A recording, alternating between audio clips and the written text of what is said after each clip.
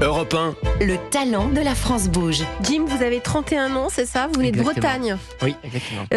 Vous avez cofondé. L'idée est née en 2017. C'est une idée pendant vos études. Vous faisiez une école de commerce à Toulouse? Alors, l'idée, elle naît dans l'école d'architecture de Versailles avec mon associé et ami d'enfance Marius Amelot. Et l'idée, c'est à la base de faire une école en plein milieu du désert au Kenya avec des ressources locales. C'est-à-dire que lui est à l'école d'architecture de Versailles, vous êtes à l'école de commerce de Toulouse. Il Exactement. vous dit, viens m'aider. Parce qu'on doit plancher sur la création d'une école au Kenya en plein désert. Et il a repéré une déchetterie à côté de cette école. Il repère une déchetterie et on commence du coup à expérimenter la transformation de ces déchets sous forme de matériaux pour construire cette école. Et donc à ce moment-là, on prend un four à pizza, on prend un moule à gâteau, on prend un blender maison, on broie le déchet plastique qu'on a trié de la poubelle jaune et on a un nouveau matériau. Et de ce nouveau matériau naît le projet Le Pavé. C'est extraordinaire. Alors c'est quoi Le Pavé? C'est né en 2018. On vous écoute en 1 minute, c'est à vous. Donc Le Pavé, c'est une start-up industrielle que j'ai cofondée avec Marius Amelot, un ami d'enfance et architecte de formation. On répond à 2 enjeux. Le premier, c'est la prolifération des déchets, notamment plastiques. Et le deuxième, c'est la nécessité de retrouver du sens, de l'histoire, de la proximité dans la fabrication des matériaux pour le monde du bâtiment et de l'ameublement. Et donc, concrètement, on est organisé autour de 3 savoir-faire. Le premier, c'est l'identification des déchets. Le deuxième, c'est la transformation de ces déchets sous forme de panneaux dans nos usines. Et la troisième, c'est la valorisation de ces panneaux en produits finis. Et donc, depuis 2018, on a recyclé plus de 700 tonnes de déchets plastiques dans 1600 projets.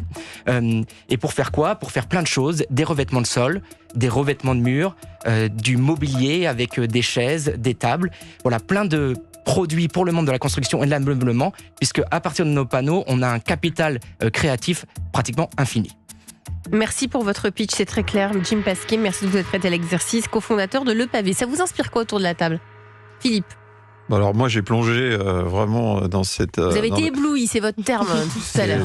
Déjà j'ai cru que je voyais un film de Truffaut avec Marius et Jim. Ah oui, parce Pas que mal, les 2 cofondateurs référence s'appellent avec Marius Jules et Jim. Mais bon, ce sont 2 hommes là dans cette occasion.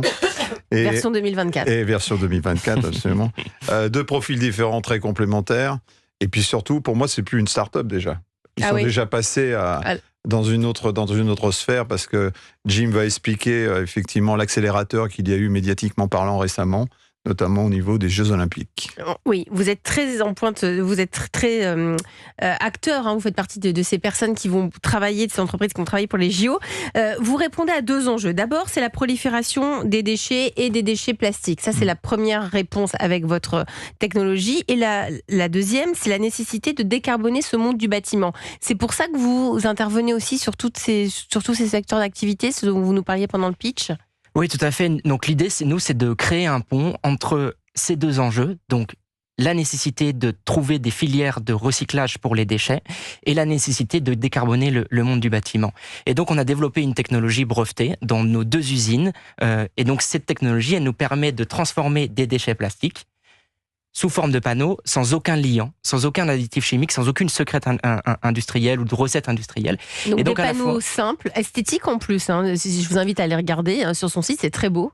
On a c'est ça, des matériaux qui sont, et nous, notre credo, c'est de dire, on fait des matériaux recyclés, durables, sains et locaux. Et ce qui est intéressant, c'est que sans mettre de résine ou d'additifs, on permet le recyclage de nouveau de ces panneaux dans une seconde vie. Mathieu Petit-Huguenin, vous êtes le président de Paprec, vous êtes l'invité de la France Bouge ce soir sur Europe 1. Votre regard sur cette start-up, le Pavé?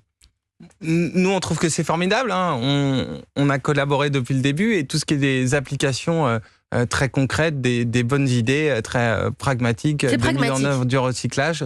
Voilà, bravo à eux. Et puis, on espère qu'ils feront un beau chemin, parce que comme il le disait, il y a plein d'applications possibles. Après, quand on adresse le secteur du bâtiment comme ça, c'est presque sans limite. C'est presque sans limite. Il y a aussi une actualité qui est forte. Nous sommes à quelques semaines des Jeux d'été. On va en parler aussi avec vous, Mathieu Petit-Huguenin, sur votre rôle en tant que président de Paprec. Concernant Le Pavé, Jim Pasquier, vous avez une commande de 11 000 sièges pour les Jeux d'été pour Paris 2024. Est-ce que vous pouvez nous en dire plus ? Oui, alors au tout départ de la création de l'entreprise, nous on avait un rêve, c'était de participer au JO. On a créé en 2018 et on a travaillé et on est ultra fiers d'avoir travaillé pour 2 projets et notamment la réalisation de 11 000 sièges de gradins, donc pour le Centre aquatique olympique et l'Adidas Arena Porte de la Chapelle. Ce projet, c'est 100 tonnes de déchets plastiques recyclés. C'est-à-dire que les sièges, les gradins, c'est le résultat de 100 tonnes de déchets plastiques. C'est 100 tonnes de déchets plastiques recyclés, 80% en Île-de-France, 1 million de bouchons recyclés dans des écoles, dans des entreprises, des associations. C'est le bouchon de mon shampoing. Vraiment le petit bouchon de bouteille sur votre Perrier, etc. Et tout ça, ça va être donc pour les JO. Est-ce que ça va être indiqué pour les spectateurs? Est-ce qu'ils auront, c'est ce que l'on est en train de se dire ce soir sur Europe 1, est-ce qu'eux, ils auront cette information quand ils vont venir s'asseoir sur le siège?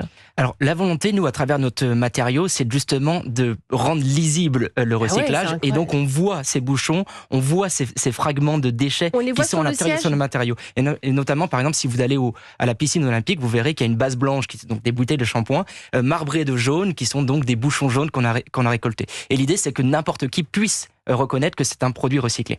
Clara ?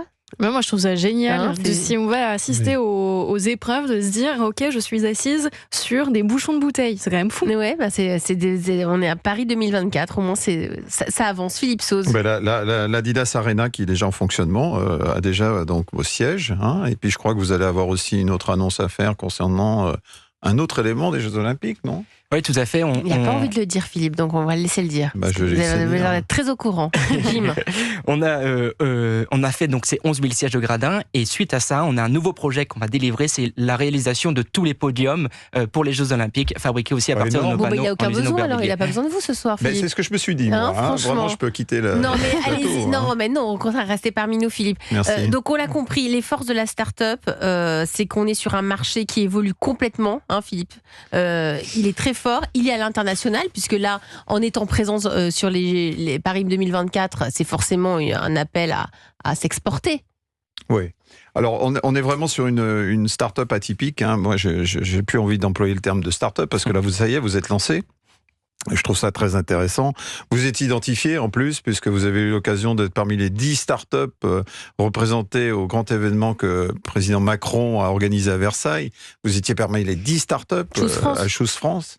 Donc ça, c'est absolument fabuleux. Vous avez été primé par un prix, le prix Montgolfier, qui est un prix important aussi. Et puis également, vous êtes identifié au niveau européen par un biais d'un magazine financier qui est vous êtes dans les 30 entreprises, donc c'est extraordinaire. Le marché est énorme. Bon, Mathieu en a parlé. Lui, il est ravi, évidemment, parce que ça va alimenter tout ça. Et je crois qu'il y a une dynamique phénoménale derrière l'entreprise, là. Donc là, vous validez à 100%. Je valide plus qu'à 100%, parce que vraiment, je crois qu'il faut... Il est sur la lancée. Oui, vraiment. Alors après, moi, je reviendrai peut-être tout à l'heure sur les éléments d'attention qu'il faudra avoir. Moi, je pense que, j'en parlais tout à l'heure un tout petit peu déjà avant l'émission avec Jim, c'est la culture d'entreprise, Alors, on dit Jim, mais il faut penser aussi à Marius, parce que on parle beaucoup de... D'ailleurs, vous aurez dû l'appeler Jim et Marius, je trouve, que le pavé. Non. Non, je vais pas refaire.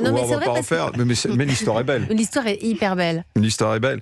Alors moi, je trouve qu'il faut faire attention à la culture d'entreprise, parce que vous allez grossir très rapidement.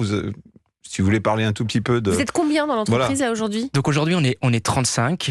On double des effectifs chaque année. Donc c'est Jim et Marius, et puis c'est aussi toute une équipe justement d'ingénieurs, d'opérateurs, de commerciaux qui travaillent ensemble justement à la démocratisation de l'utilisation de nos matériaux dans plein d'applications différentes. Le siège se trouve où ? Notre siège est à Aubervilliers, dans notre usine historique. Philippe ? Donc, moi, j'ai noté des choses concernant, bien sûr, l'extension du catalogue de produits. Je ne sais pas si vous pouvez collaborer avec des grandes marques de meubles, par exemple suédoises, j'y pense notamment, parce que ça peut, pour les inspirer peut-être, et puis ça aidera encore. Tout est fabriqué en France en plus. Alors donc ça pourrait peut-être aider, j'ai pensé à ça, le développement international. Un rayonnement pour la France de collaborer avec des marques. Absolument, aussi le développement international, évidemment, ça c'est quelque chose d'important. La question pour moi, ça va être surtout la sécurité du sourcing. Je ne sais pas ce qu'en pense Mathieu là-dessus. Mathieu Petit-Guenin, patron de Paprec. Pour nous, en termes de tonnes, nous on recycle un peu plus de 300 000 tonnes de plastique, donc on est encore vraiment sur des quantités qu'on sait très bien fournir. C'est un usage intelligent, il n'y a pas de raison à ce stade qu'il y a un problème de sourcing. Après, si l'application devenait énorme, bien sûr, on est en concurrence avec différentes filières, parce que presque tout ce qu'on a ici dans le studio, les meubles, vos papiers, etc., c'est aussi des produits qui sont recyclés. Donc il existe beaucoup d'applications. Futur déchet. Future matière première. Absolument. Mais on parlait des Suédois qui font des meubles. C'est un de nos grands clients en bois, en plastique, etc., puisqu'ils viennent les reconsommer. C'est extraordinaire, ce cercle vertueux. Allez, vous restez autour de la table de la France Bouge. On va faire une petite pause encore en musique. Après, moi, je voudrais savoir avec vous, Mathieu Petit-Huguenin, vous, votre rôle pour Paris 2024, qui est aussi essentiel pour les déchets, la gestion des déchets. On attend près de 15 millions de visiteurs. Heureusement que vous êtes là. Absolument. On a de nombreux sites olympiques, mais peut-être qu'on en parle. On en parle juste après la pause. On va danser un petit peu avec Donna Summer on the radio sur Europe.